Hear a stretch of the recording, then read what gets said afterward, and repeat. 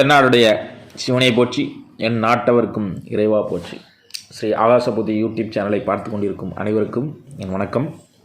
இன்றைக்கி நம்ம இந்த பதிவில் பார்க்கக்கூடியது ராகு கேது பயிற்சி பலன்கள் 2023 டு 2025 வரைக்கும் தனுசு ராசிக்கு. இந்த ராகு கேது பயிற்சி பலன்கள் வந்து தனுசு ராசிக்கு 60% ஓரளவுக்கு நன்மையை செய்யுது. ராகு வந்து 4ஆம் இடத்துக்கும், உங்கள் ராசிக்கு 4ஆம் இடத்துக்கும், கேது உங்கள் ராசிக்கு 10ஆம் இடத்துக்கும் வருது. நீங்கள் கொஞ்சம் தாய் வழி பூர்வீக சொத்து இருக்குல்ல, தாய் வழி பூர்வீக சொத்து, இந்த மாதிரி விஷயங்களில் கொஞ்சம் கவனமாக இருங்க. கொஞ்சம் உங்களுக்கு அதுவெல்லாம் அந்த தாய் வழி சொத்துக்கள்லாம் உங்களுக்கு கைக்கு வரக்கூடிய வாய்ப்புகள்லாம் இருக்குது. நழுவ விட்டுறாதீங்க. கொஞ்சம் கவனமாக பார்த்து நீட்டாக பிரித்து எவ்வளோ முடியுமோ வாங்கிக்கிட பாருங்கள். ரெண்டாவது, இந்த காதல் விவகாரங்களில் கொஞ்சம் தலையிடாதீங்க. அது நமக்கு கொஞ்சம் அசிங்கத்தையும் அவமானத்தையும் கொஞ்சம் ஏற்படுத்தி கொடுத்துரும். சரிங்களா? அந்த ஒரு விஷயங்களில் வந்து பார்த்து கவனமாக இருங்க. சரிங்களா? ரெண்டாவது பார்த்திங்கன்னா, உங்கள் தொழிலில் நீங்கள் செய்யக்கூடிய தொழிலெல்லாம் உங்களுக்கு எல்லா பிரச்சனையும் இல்லை, எல்லாமே நல்லா இருக்கும், முன்னேற்றமாக இருக்கும், எதிர்பார்த்த லாபங்கள்லாம் ஓரளவுக்கு கிடைக்கும். அதனால் அதில் பிரச்சனையும் இல்லை. உங்களுடைய கடன் சுமைகள்லாம் குறையும், கடனை அடைக்கக்கூடிய வழிவகைகள்லாம் ஏற்படும். இது வரைக்கும் கணவன் மனைவிக்குள்ளே இருக்கக்கூடிய அந்த சண்டை, கருத்து வேறுபாடு எல்லாம் நீங்கும். அதனால் கொஞ்சம் இந்த தடவை இந்த டிவோர்ஸ் கேஸ்லாம் அலைகிறவங்க, கோர்ட்டு கேஸுன்னு அலைகிறவங்களுக்குலாம் ஓரளவுக்கு திருப்பி சேரக்கூடிய வாய்ப்புகள் உங்களுக்கு கிடைக்கும். கொஞ்சம் கன்சிடர் பண்ணுங்கள், கொஞ்சம் யோசித்து கன்சிடர் பண்ணி பாருங்கள். உங்களுக்கு நீங்கள் திருப்பி ஒன்று சேரக்கூடிய வாய்ப்புகள்லாம் இருக்குது. சரிங்களா? இந்த தனுசு ராசிக்காரங்களுக்கு குழந்தை பாக்கியம் கிடைக்கும். அதில் எந்த விதமான மாற்று கருத்துக்கும் இடம் இல்லை. சரிங்களா? அதே மாதிரி பார்த்திங்கன்னா, நீங்கள் வேலையில் கொஞ்சம், ஏன்னா கேது வந்து 10ஆம் இடத்துக்கு வருது. ஸோ 10ங்கிறது தொழில் ஸ்தானம். தொழில் மீன்ஸ்னால் இப்போ எங்கேயாவது இப்போ சொந்த தொழில் செய்கிறவங்க கூட பிரச்சனை இல்லை, ஓரளவுக்கு அந்த டைட் இருந்தாலும் அது வரவுக்கு ஏற்ற பணம் வர்றதுனால அவங்க சமாளித்து கொண்டு போயிடுவாங்க. அதனால் அவங்களுக்கு பெருசாக நான் இது பண்ண விரும்பலை. ஆனால் வேலைக்குன்னு போவோம் ஒரு இடத்துல, நம்ம ப்ரைவேட் கம்பெனிலேயோ கவர்மெண்ட் வேலையில் நீ எங்கேனாலும் சரி, நீங்கள் யாருக்கையில நம்ம வேலைக்குன்னு போகிற இடம் கூட நமக்கு மேலே உள்ளவங்களோட தொந்தரவு கடுமையாக இருக்கும், எரிச்சலாக இருக்கும். நமக்கு என்ன செய்ய டார்கெட் அப்போ தான் கொடுப்பாங்க. மற்றவனுக்குலாம் கம்மியாக இருக்கும், நமக்கு மட்டும் கூட கொடுப்பாங்க. நம்மளை கண்டா எரிஞ்சு விழுவாங்க. அந்த மாதிரி ஒரு சூழ்நிலைலாம் இருக்கும். நம்மளே ஏன்டா இது நம்ம எழுதி கொடுத்துட்டு வேறு கம்பெனியை பார்த்து போயிடுவோமா, அவசரப்படாதீங்க. இந்த ஒரு ஏப்ரல் மே வரைக்கும் உங்களுக்கு அப்படி இருக்கலாம். அதுக்கப்புறம் உங்களுக்கு ஓரளவுக்கு என்ன செஞ்சிருவோம்,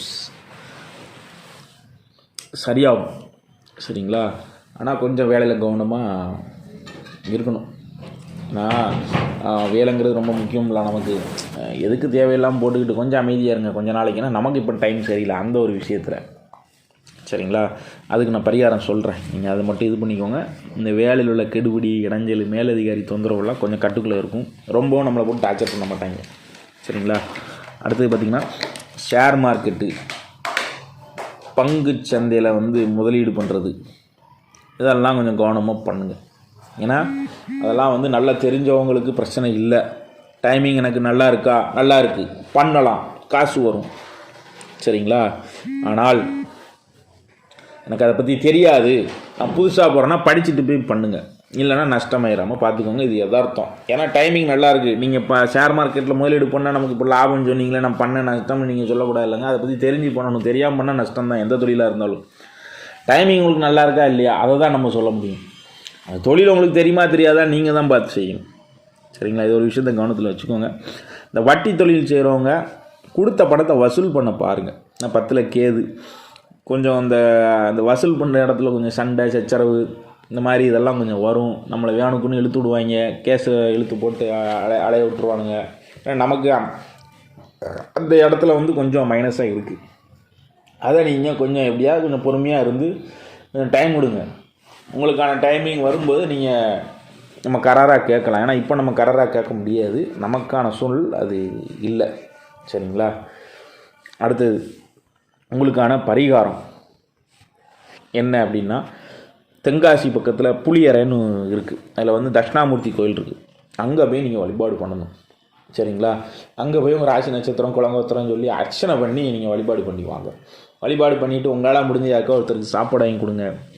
இல்லை ஊனமுற்ற குழந்தைகளுக்கு, இல்லை முதியோர் இல்லத்துக்கு ஏதாவது செய்யுங்க. சரிங்களா?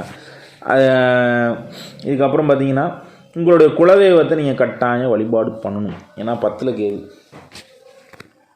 கேது இருந்தாலும் சஞ்சாரம் பண்ணக்கூடிய நேரங்களில் நமக்கு பயங்கரமாக பெனிஃபிட்டாக இருக்கக்கூடியது நம்ம முன்னோர் மூதாதையர்கள் வழிபாடு. 2வது பார்த்திங்கன்னா நம்மளுடைய குலதெய்வ வழிபாடு. அதை வந்து கரெக்டாக செய்யுங்க. நான் வருஷத்துக்கு ஒருக்கா வேண்டாம், வருஷத்துக்கு 2 தடவை போங்க, தப்பு கிடையாது. சரிங்களா? செஞ்சு அன்னதானம் பண்ணுங்கள். நான் சொன்ன வந்து இந்த சின்ன சின்ன கெடுபலங்கள்லாம் நீங்கி இந்த ஏன்னா 60% நன்மை சொல்லியிருக்கேன், மீதி 40% என்னங்கிற இருக்குல்ல, அதை கொஞ்சம் சரி பண்ணி உங்களுக்கு என்ன செய்யும், உங்களுக்கு லாபகரமாகவும் உங்களுக்கு வெற்றியையும் தேடித்தரும் இந்த வழிபாடுகள்லாம். சரிங்களா? நம்ம சேனலை சப்ஸ்கிரைப் பண்ணுங்கள், பெல் ஐக்கானை கிளிக் பண்ணுங்கள், ஷேர் பண்ணுங்கள். உங்களோட வீடியோக்கள் எல்லாம் உங்களுக்கு உடனடியாக வரும். நன்றி, வணக்கம்.